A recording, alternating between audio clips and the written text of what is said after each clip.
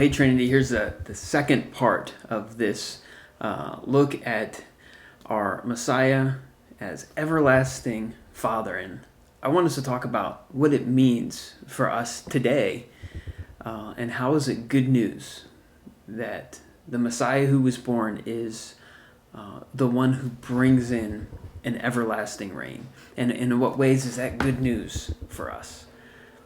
And I think the first thing that we can know is that because Jesus has brought in an everlasting reign, that can give us confidence today.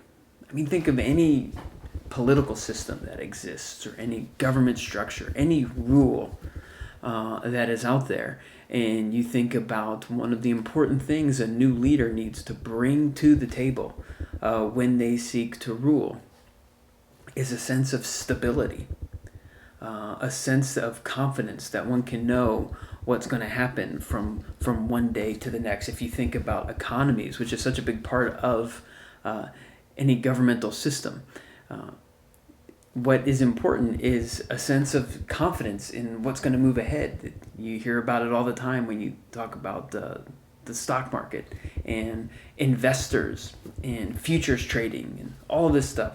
It's all about understanding and having certainty about what is to come. And one of the things you learn is as you grow up, when you first start out and you get your driver's license and you have the responsibility of having a car, all of a sudden you start to care about gas prices, right? And you see how volatile the gas market is, how it goes up and down. And so much of it is not just on supply and demand, but a projection of what the supply and demand might be. A war happens or a hurricane happens and gas prices go all over the place because people don't know what the future holds. And so they start to speculate. And so knowing and having confidence in the one who is ruling and the way in which they will rule and reign and how they will rule gives us confidence about the future. And the fact that we have an everlasting ruler, one who will reign everlasting, gives us confidence about the future. And yet, you look at the world around us, and we see just as much uncertainty now as any other time. And yet we say that Christ is ruling and reigning. And so in what way is that true? And in what way is that practical for us today? And I think there's this principle in Scripture that we see articulated in the phrase, already, not yet.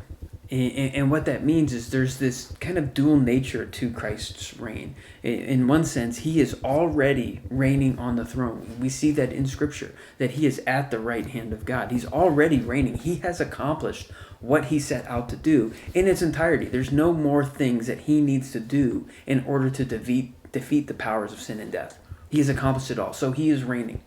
And yet, it still seems like sin and death is operating as it was in the world in which we live.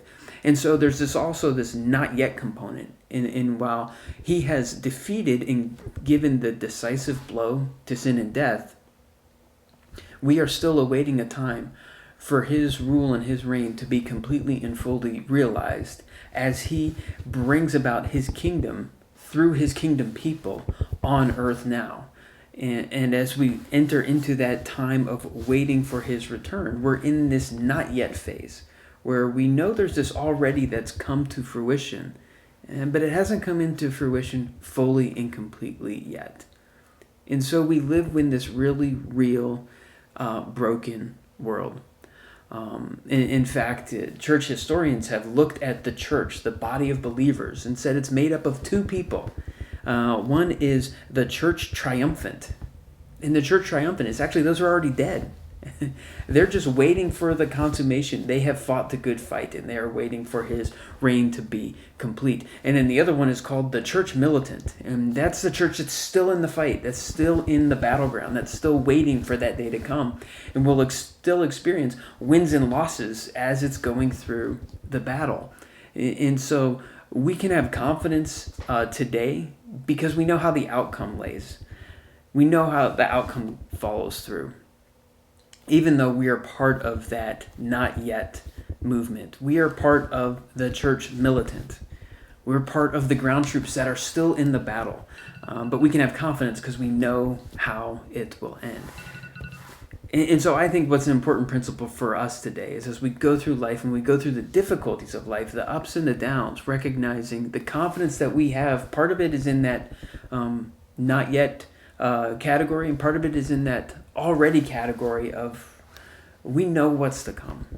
And so it'll be important for us as we seek to live out the Christian life to have the confidence moving forward of our place in the church militant and our looking forward to being part of the church triumphant.